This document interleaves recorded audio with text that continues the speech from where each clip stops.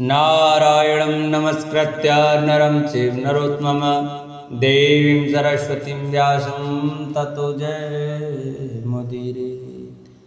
राधे राधे भक्तों, स्वागत है आप सभी का हमारे YouTube चैनल पर। प्रिय भक्तजनों, आज की कथा में सुने आप भगवान से बहुत दक्ष प्रजापति का मनोवाल।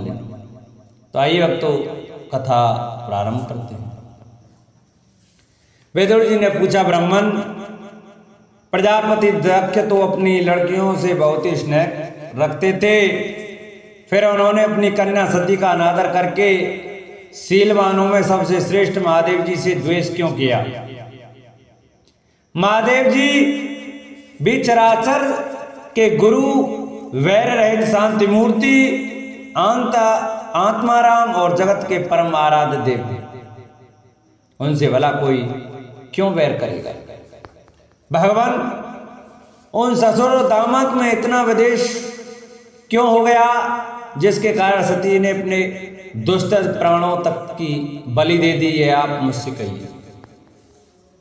श्री मैत्रेय जी ने कहा, वेदव्यास जी, पहले एक बार प्रजापतियों के यज्ञ में सब बड़े बड़े ऋषि देवता मुनि और अग्नि आदि अपने अपने अनुयायियों के सहित एकत्रित हुए थे। उसी समय दक्ष प्रजापति ने भी उस सभा में प्रवेश किया। वे अपने तेज से सूर्य के समान प्रकाशमान थे और उस विशाल सभा सदन का अंधकार दूर किए देते थे। उन्हें आया देख ब्रह्मा जी और महादेव जी के अतिरिक्त अग्नि पर्यंत सभी सभासद उनके तेज से प्रभावित होकर अपने अपने आसनों से उठकर खड़े हो गए। इस प्रकार समस्त सभासदों से भली भांति सम्मान प्राप्त करके तेजस्वी दक्ष जगत पिता ब्रह्मा जी को प्रणाम करो उनकी आज्ञा से अपने आसन पर बैठ गए। परंतु महादेव जी को पहले से ही बैठा देख तथा उनसे अभ्युत्थानादि के रूप में कुछ भी आदर न पाकर दक्ष उनका यह व्यवहार सहन न कर सके। उन्होंने उनकी ओर टेढ़ी नजर से इस प्रकार देखा मानो उन्हें वे क्रोधाग्नि से जला डाले। फिर कहने लगे, देवता और अग्नियों के सहित समस्त ब्रह्मर्षिगण मेरी बात सुने। मैं ना समझी या द्वेष नहीं कहता, बल्कि शिष्टाचार की बात कहता हूं। यह निर्लज्ज महादेव समस्त लोकपालों की पवित्र कीर्ति को धूल में मिला रहा है।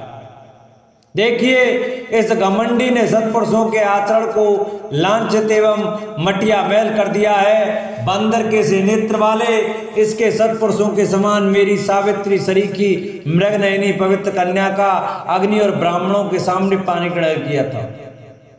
इसलिए यह एक प्रकार मेरे पुत्र के समान हो गया है। उचित तो यह था कि यह उठकर मेरा स्वागत करता, मुझे प्रणाम करता, परंतु इसने वाणी से भी मेरा सत्कार नहीं किया। हाय, जिस प्रकार शूद्र को कोई वेद पढ़ा दे, उसी प्रकार मैंने इच्छा ना होते हुए भी भावीवश इसको अपनी सुकुमारी कन्या दे दी। इसने सत्कर्म का लोप कर दिया।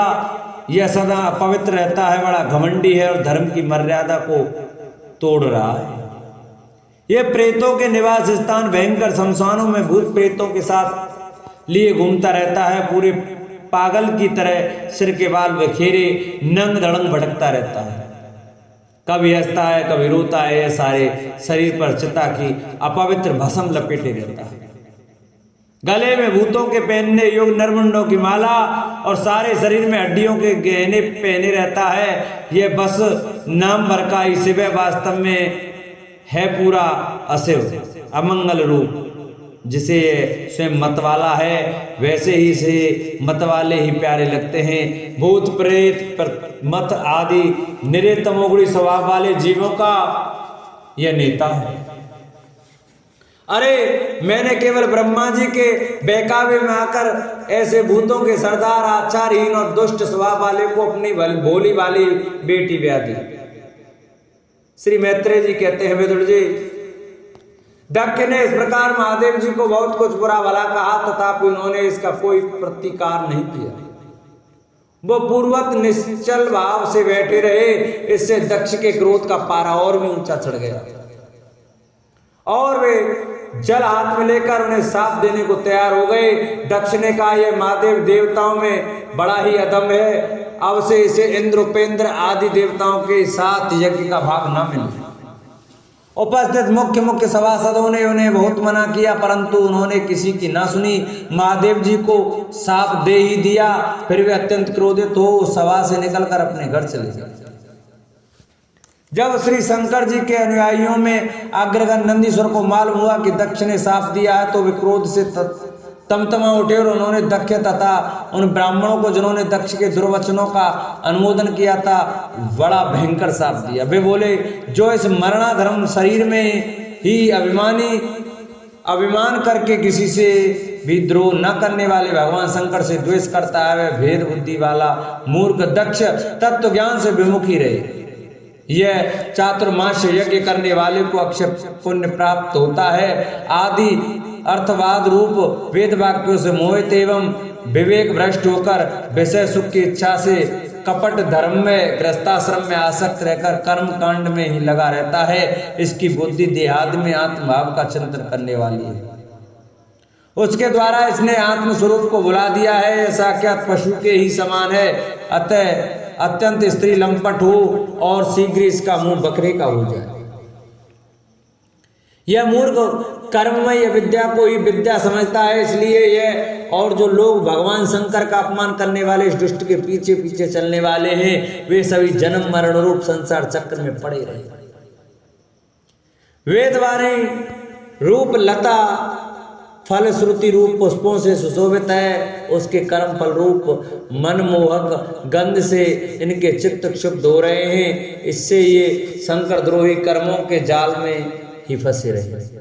ये ब्राह्मण लोग भक्षा भक्ष के विचार को छोड़कर केवल पेट पालने के लिए ही विद्या तप और व्रतादि का आश्रय ले तथा धन शरीर और इंद्रियों के सुख को ही सुख मानकर उन्हीं के गुलाम बनकर दुनिया में भीख मांगते भटका करें। नंदीश्वर के मुख से इस प्रकार ब्राह्मण कुल के लिए साप सुनकर उसके बदले में भृगु जी ने यह दुस्तर साप रूप ब्रह्मदंड दिया।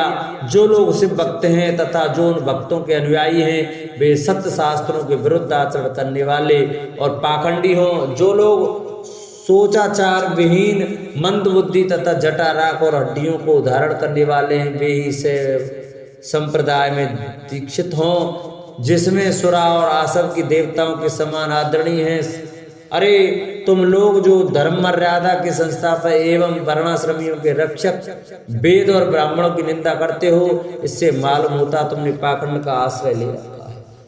यह वेद मार्ग ही लोगों के लिए कल्याणकारी और सनातन मार्ग है। पूर्व पुरुष इसी पर चलते आए हैं और इसके मूल साक्षात श्री विष्णु भगवान हैं।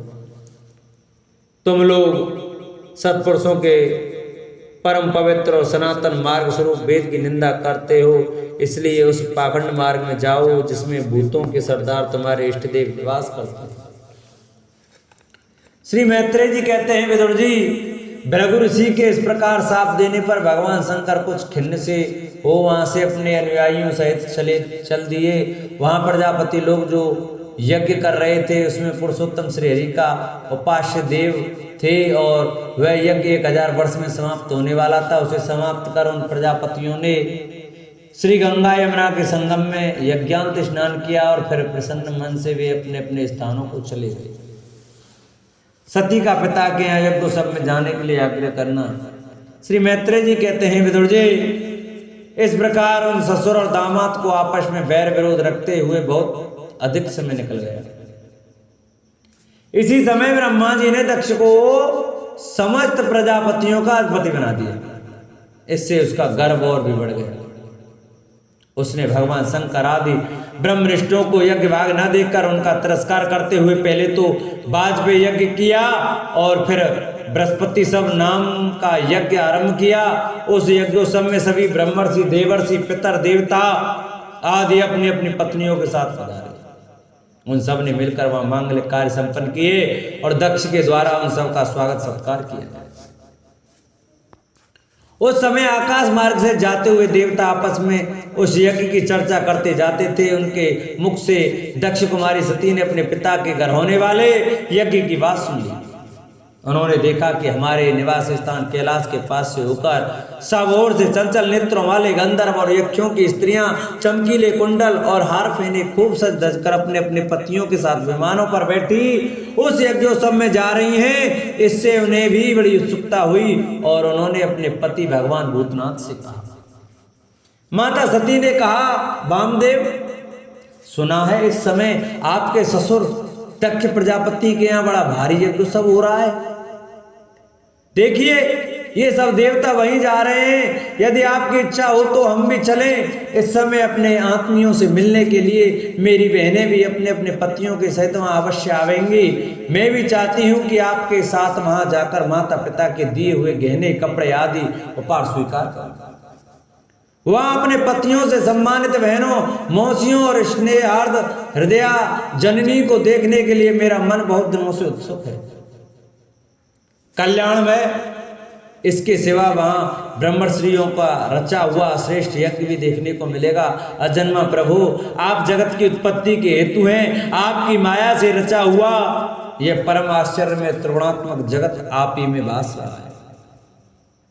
किंतु मैं भी तो स्त्री स्वभाव होने के कारण आपके तत्व से अनभिज्ञ और बहुत दीन हूँ। इसलिए इस समय अपनी जन्मभूमि देखने को बहुत उत्सुक हो रही हूँ। जन्म रहित नीलकंठ, देखिए इनमें कितनी ही स्त्रियां तो ऐसी हैं जिनका दक्ष से कोई संबंध भी नहीं है, फिर भी वे अपने अपने पतियों के सहित खूब सज धज कर झुंड की झुंड वहां जा रही हैं। वहां जाने वाली इन देवांगनाओं के राजहंस के समान श्वेत विमानों से आकाश मंडल कैसा सुशोभित हो रहा है। सुरश्रेष्ठ, ऐसी अवस्था में अपने पिता के यहाँ उत्सव का समाचार पाकर उसकी बेटी का शरीर उसमें सम्मिलित होने के लिए क्यों ना छटपटाएगा। पति, गुरु और माता पिता आदि सौदों के यहाँ तो बिना बुलाए भी जा सकते हैं। अतः देव, आप मुझ पर प्रसन्न हो। आपको मेरी इच्छा अवश्य पूर्ण करनी चाहिए। आप बड़े करुणामय हैं, तभी तो परम ज्ञानी होकर भी आपने मुझे अपने आधे अंग में स्थान दिया है। अब मेरी इस याचना पर ध्यान देकर मुझे अनुग्रहित कीजिए। श्री मैत्रेय जी कहते हैं, प्रिया सती जी के इस प्रकार प्रार्थना करने पर अपने आत्मियों का प्रिय करने वाले भगवान शंकर को दक्ष प्रजापतियों के उन मर्म भेदी दुर्वचन रूप बाणों का स्मरण हो आया, जो उन्होंने समस्त प्रजापतियों के सामने कहे थे। वे हंसकर बोले। भगवान शंकर ने कहा, सुंदरी, तुमने जो कहा कि अपने बंधुजनों के यहाँ बिना बुलाए भी जा सकते हैं, सो तो ठीक है, किंतु ऐसा तभी करना चाहिए जब उनकी दृष्टि अतिशय प्रबल दयाभिमान से उत्पन्न हुए मद और क्रोध के कारण द्वेष दोष से युक्त न हो। विद्या, तप, धन, सुदृढ़ शरीर, युवावस्था और उच्च कुल, ये 6 सत्पुरुषों के तो गुण हैं, परंतु नीच पुरुषों में ये ही अवगुण हो जाते हैं, क्योंकि इनसे उनका अभिमान बढ़ जाता है और दृष्टि दोषयुक्त हो जाती है एवं विवेक शक्ति नष्ट हो जाती है। इसी कारण वे महापुरुषों का प्रभाव नहीं देख पाते। इसी से जो अपने यहाँ आए हुए पुरुषों को कुटिल बुद्धि से भौं चढ़ाकर रोषभरी दृष्टि से देखते हैं, उन अव्यवस्थित चित्त लोगों के यहाँ ये हमारे बांधव है ऐसा समझकर कभी नहीं जाना चाहिए।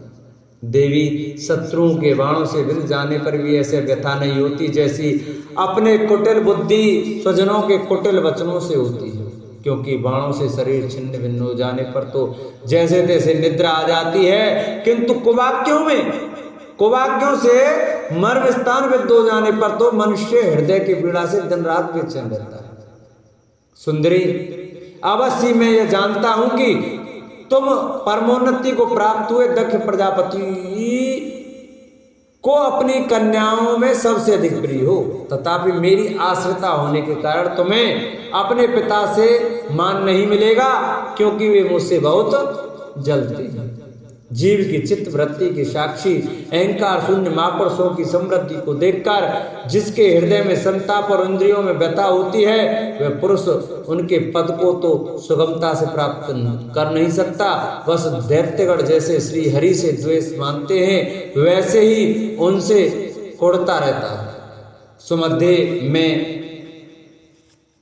सुमध्य में तुम कह सकती हो कि आपने प्रजापतियों की सभा में उनका आदर क्यों नहीं किया, सो ये सम्मुख जाना, नम्रता दिखाना, प्रणाम करना आदि क्रियाएं जो लोक व्यवहार में परस्पर की जाती हैं, तत्वज्ञानियों के द्वारा बहुत अच्छे ढंग से की जाती हैं। वे अंतर्यामी रूप से सबके अंतःकरणों में स्थित परम पुरुष वासुदेव को ही प्रणाम आदि करते हैं, दयाभिमानी पुरुषों को नहीं करते। विशुद्ध अंतःकरण का नाम ही वासुदेव है, क्योंकि उसी में भगवान वासुदेव का अपरोक्ष अनुभव होता है। उस शुद्ध चित्त में स्थित इंद्रियातीत भगवान वासुदेव को ही मैं नमस्कार किया करता हूँ। इसलिए प्रिय, जिसने प्रजापतियों के यज्ञ में मेरे द्वारा कोई अपराध ना होने पर भी मेरा कटु वाक्यों से तिरस्कार किया था, वह दक्ष यद्यपि तुम्हारे शरीर को उत्पन्न करने वाला पिता है, तो भी मेरा शत्रु होने के कारण तुम्हें उसे अथवा उसके अनुयायियों को देखने का विचार भी नहीं करना चाहिए। यदि तुम मेरी बात न मानकर जाओगे तो तुम्हारे लिए अच्छा न होगा, क्योंकि जब किसी प्रतिष्ठित व्यक्ति का अपने आत्मीय जनों के द्वारा अपमान होता है, तब वह तत्काल उनकी मृत्यु का कारण हो जाता है। बोलो बांके बिहारी लाल की जय। प्रिय भक्तजनों, आज की कथा का हम यही विश्राम करते हैं। कल की कथा में आपको सुनाएंगे सती का अग्नि प्रवेश। इस कथा का वर्णन आपको हम कल सुनाएंगे। तो सभी भक्तजन हमारी कथा को प्रतिदिन बड़े श्रद्धा भाव और प्रसन्नचित्त मन से सुने। जिन्होंने चैनल को सब्सक्राइब नहीं किया है, वो ऐसी ही सुंदर कथाएं सुनने के लिए हमारे चैनल को सब्सक्राइब करें, वीडियो को लाइक करें, शेयर करें और कमेंट में राधे राधे जय श्री कृष्ण अवश्य लिखें। बोलो बांके बिहारी लाल की जय।